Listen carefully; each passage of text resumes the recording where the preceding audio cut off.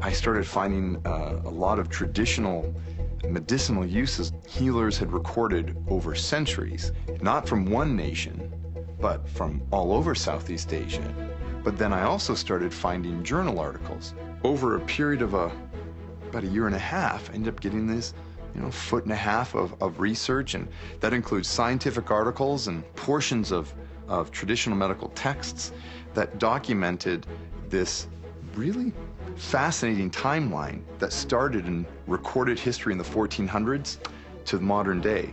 Having come to medicine after an experience in the Third World, I had been exposed to the treatment of illnesses, the full spectrum of illnesses that we see in North America, with natural products, and allowed me to retain a certain amount of skepticism about the standard medicine that I was taught in medical school with the use of medicines, because I knew that other things existed. I knew that they were effective. I love the marriage that can occur between traditional medicine and modern science, where modern science can help explain why botanicals and traditional medicine work the way that they do. A couple of the unique things about mangosteen that set it apart was there was a unique class of phytonutrients called xanthones. By no means do I consider myself a chemist, but most major chemical names I was familiar with. I'd never heard of a xanthone before. Xanthones. I remember Gordon, Aaron, and I looking at each other saying, have you heard of this? And Gordon and I grew up in this industry. We've pretty much seen it all. And Aaron had launched hundreds of products in this industry and knew the industry very, very well from a botanical perspective, what's out there.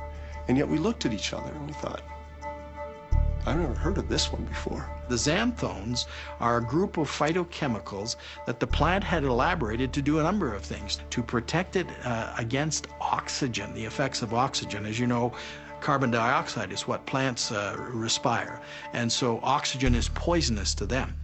To a certain degree, it is in adults as well, in humans as well, because we have what's called the oxygen paradox.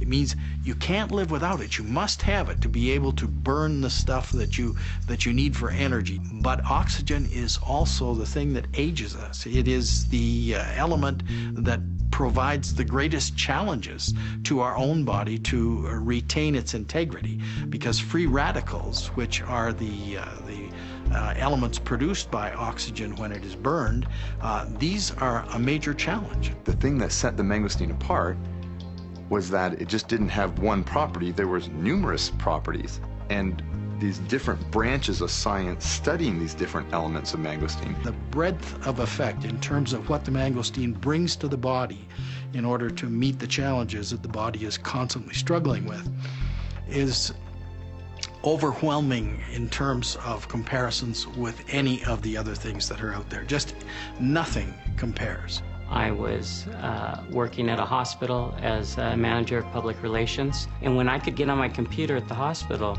and show doctors what was in our product, I thought, wow. Say, wow, what's in this juice? There must be something, in it, And I was amazed at all the research that I found. There was 47 research papers on the mangosteen. And I said, wow, this is amazing. I, of course, had read a great deal about natural alternatives. And when I started to read about the mangosteen, there was just no question that this was something that was very, very different, even among alternatives. Because when you can allow the body to do its job by providing nutritional assists, you've done something a little bit more important, I think, in most cases, than to provide medicine. This is a life-changing product. We're able to help people that they're able to take this product each and every day and rebalance their body where maybe there was something not working in their body for whatever reason.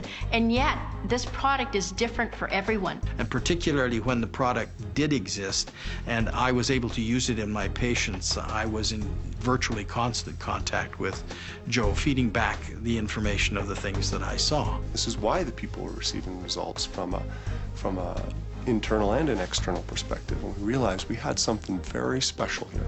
Here was something in this natural area of attention that attracted me so much as a doctor.